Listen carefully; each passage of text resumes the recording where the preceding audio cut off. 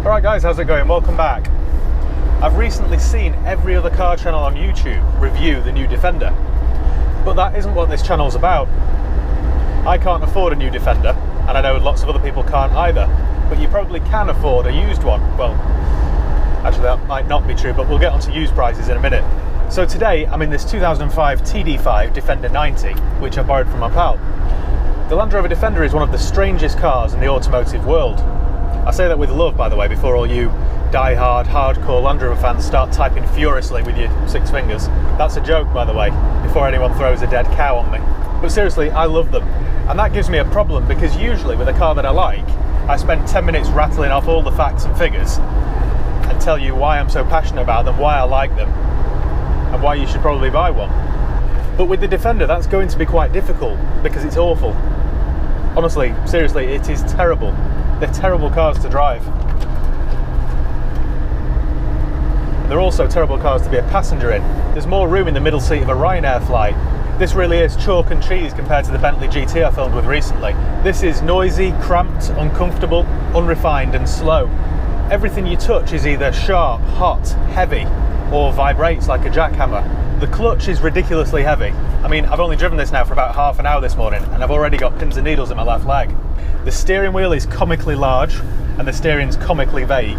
It has a turning circle which even Christopher Columbus might describe as a bit much. It makes the turning circle on a Volvo V70 look like a London black cab. The gearbox is notchy, and that's before we talk about the ride.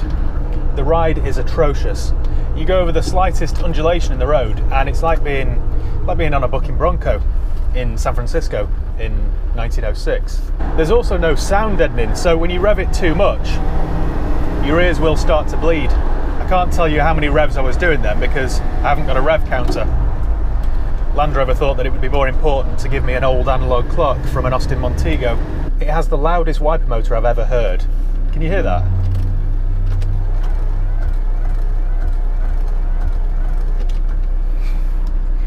The build quality is terrible. It's as if it's been put together in the dark at 4:45 on a Friday, using bits they've managed to scavenge from a dustbin labelled BL Tat.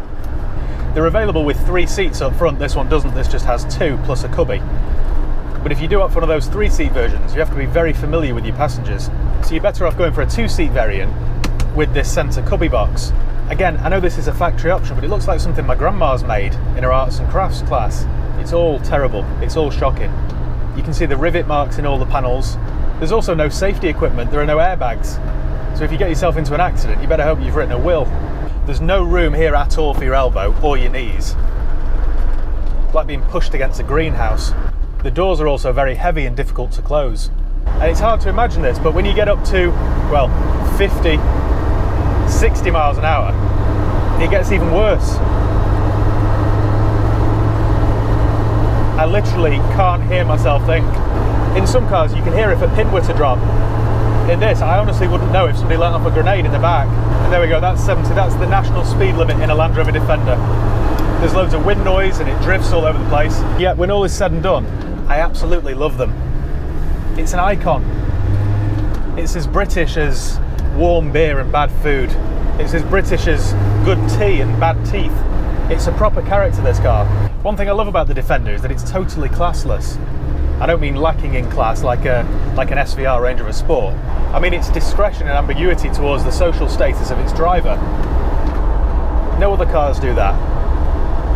When you see a Defender on the road, you don't know whether it's just a humble dairy farmer or Prince William. It also has this wholesome underdog image, a bit like an old English sheepdog. It's inoffensive and non-threatening. I think if you were meeting somebody for the first time and they showed up in a Defender, I think you'd let your guard down. You would assume that they were probably a churchgoer and they probably pay their taxes. They're almost certainly not a serial killer. I think the main reason I like them so much is that they bring out the inner child within me. From the moment you get in a Defender, you're a kid again, learning to drive for the first time. It just feels like a big toy, which is perfect if you're a big kid. It's a back to basics experience. It's visceral and raw. It's undiluted and evocative. You know, I think I can remember every single Defender I've ever been in. They just stick in your memory. Another great thing is the styling. They're just cool, there's no other word for it. It's got that whole cool Britannia thing going for it.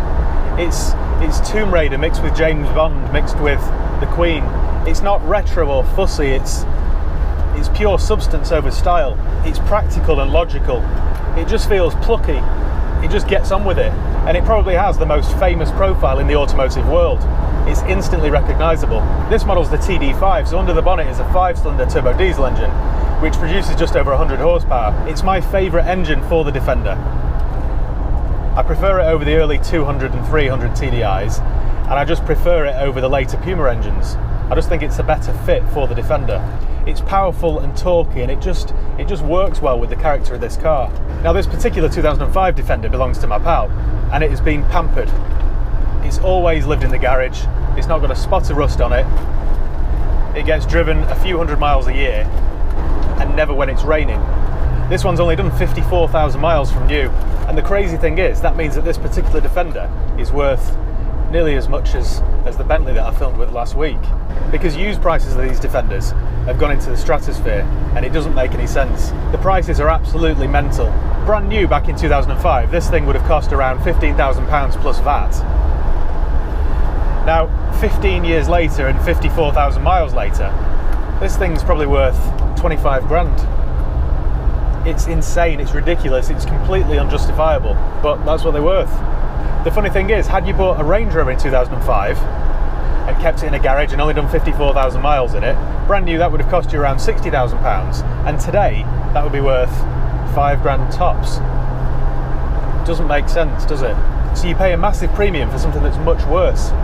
Where's the logic in that? The only explanation for the massively overinflated prices for used Defenders is the fact that they don't make them anymore. They stopped making this generation of Defender back in 2016. But that can't be the only reason, surely, because, well, over the years they've discontinued lots of cars and the prices haven't gone through the roof like Defenders have. If you're in the market for a Defender, you'll have to spend around £8,000 to get yourself a half-decent one. You can easily double that for a nice one, and for a ridiculously nice one like this, more still. And because of that, I just can't recommend that you buy one, because they don't represent good value at all. But, and this is the big but, what I can guarantee is if you buy one, it won't depreciate. Now, I don't just mean it won't depreciate quickly, I mean it won't depreciate full stop. If you buy a nice one, keep it for a couple of years, keep it nice, you will get your money back, if not profit. There are no other cars in the used car world like that. Not everyday cars anyway. I'm sure classics are a different story. I don't know why the prices have gone crazy, but what I do know is that if I were a millionaire, I'd have one. For no particular reason or purpose, just because I like them. I picked this up last night and immediately went for a bit of a night drive in it. In this, something that drives as poorly as this does. It's weird, they're really quite addictive. If you're one of those people who likes to tinker around with cars on your driveway, the Defender's a really good option. If you're looking for one, you must check for rust. They always rust. The chassis are a particular weak spot, and around the bulkhead, and around the windscreen. If you find yourself looking at an older one, the chances are it's probably had its chassis replaced with a galvanised one. They're the ones to seek out. I'd also avoid ones which have been modified heavily. I'd always go for a 90 instead of a 110, because I just think the 110s are too big and cumbersome. That's just my opinion. If you go for an early Defender rather than a later one, chances are you'll find 4 seats in the back. The later ones were replaced with just 2 to meet EU safety regulations. The Defender has been around in more or less the same form since 1948, since Maurice Wilks famously came up with the design for it, which was suspiciously similar to his Willys Jeep. And it's been a massive success. It's a British staple. Come out to the country like this and you see them all over the place. They're really common sights. They've been all over the world tackling some of the toughest terrain whilst flying the flag for Great Britain. Yes, it will break, but they are easy to repair. Yes, it will leak oil. I mean, it's an old Land Rover. If it doesn't leak oil, you need to check your dipstick because it's probably dry. They're a bit like Paula Radcliffe. Cracking runners, but they'll occasionally leak their fluids over the road. One other thing I've got to mention about Defender ownership is that they're stolen way too frequently. So if you buy one, get yourself an alarm, a tracker, an immobiliser, a steering wheel lock, a clutch claw. You really need to go belt and braces, otherwise it will get nicked. But if you're lucky, once they've driven it and gone over a few potholes, they might just bring it back. I think that more or less concludes my time with the Defender. I don't know what else I can tell you about it. They're terrible cars, but I love them. I wouldn't want to use one every day though. The thought of having to use it every day genuinely turns my stomach. Although in a surprisingly short space of time you'd end up with a very impressive left calf. I know I'm going to get abuse in the comments section from people saying, how can you review a Defender and not take it off-road? Well, the Defender's got nothing to prove. It is tried and tested. It is an excellent, very capable off-roader. The Defender has conquered the Amazon and the Arctic, the Sahara and the Serengeti. You really don't need to see me driving up a green lane in Chapel-en-le-Frith with a GoPro stuck to my windscreen. It's unnecessary. Plus, I mean, this is a really clean example. You could eat your dinner off this chassis. I don't want to return it to my pal looking like it's been involved in the Battle of the Somme. So thanks for watching. Give the video a thumbs up if you enjoyed it. Make sure you subscribe. I've noticed, by the way, that 75% of you aren't subscribed to the channel, so please do, because it makes a big difference. I want to get myself that 100k plaque. So yeah, subscribe if you haven't done already. If you've got any comments or questions, let me know below, and I'll do my best to get back to you. Yeah, follow me on Facebook, Instagram, Twitter. I'll leave the link below. And yeah, cheers guys. I'll see you next time.